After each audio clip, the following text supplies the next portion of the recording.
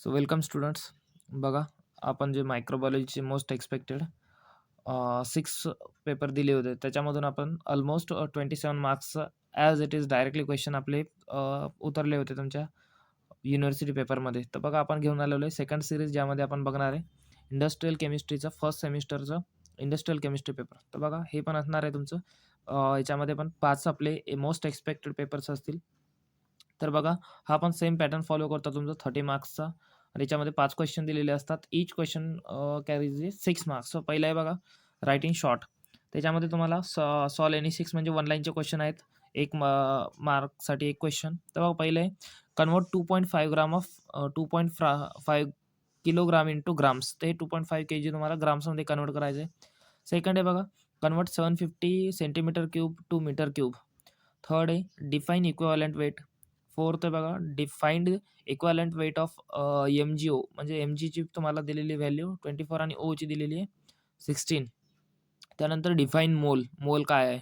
त्यानंतर बघा 6 नंबरचा आहे डिफाईन मास पर्सेंट. 7th नंबरचा आहे what is the limiting reactant. आणि 8th नंबरचा आहे what is molality.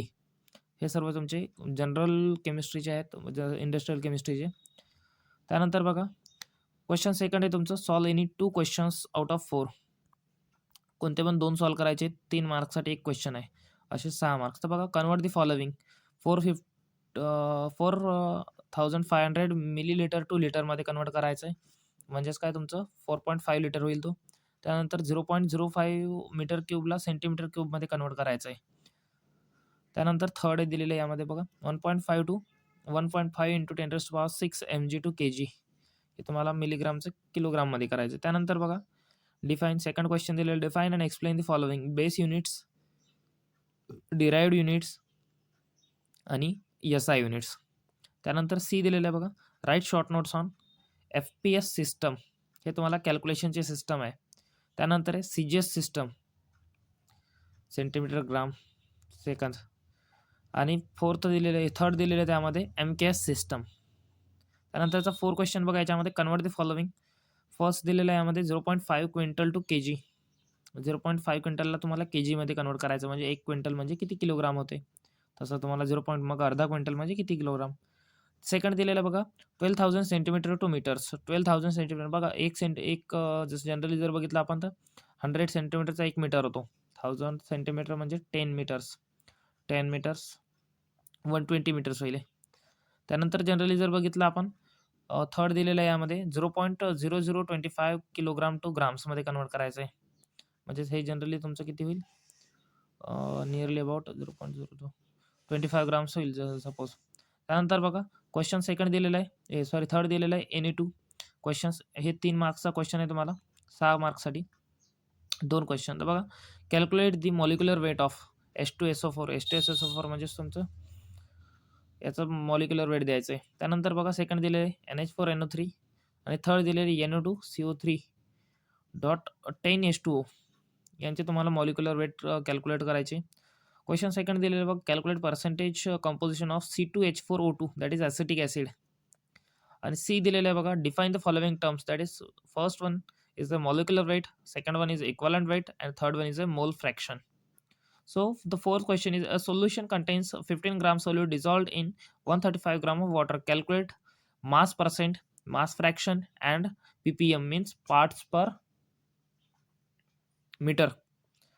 This you have to calculate these 3 calculations from the above problem. And fourth question is, solve any 2 questions out of 4. That is, each question carries 3 marks, in which you have to solve 2 questions. First one is a slurry contains 30% solids and 70% liquid. If 180 kg slurry is filtered, calculate the mass of solids, mass of liquid, percentage composition. Second question is a mixture contains 25% solute and 75% inert. If solvent extract 80% solute from 100 kg feed, calculate the mass of solute extracted, mass of solute left, and mass of inert. Third question is explain the extraction process and draw simple flow diagram. You have to explain the extraction process. Fourth question is write short notes on evaporation, how evaporation occurs. Second one is a crystallization, and third one is a filtration. Question 5 is a solve any 2 questions out of 4. Define the following: stoichiometric equation, conversion, excess reactant. Question second is consider the reaction CH4 plus twice O2 converted into CO2 plus H2O.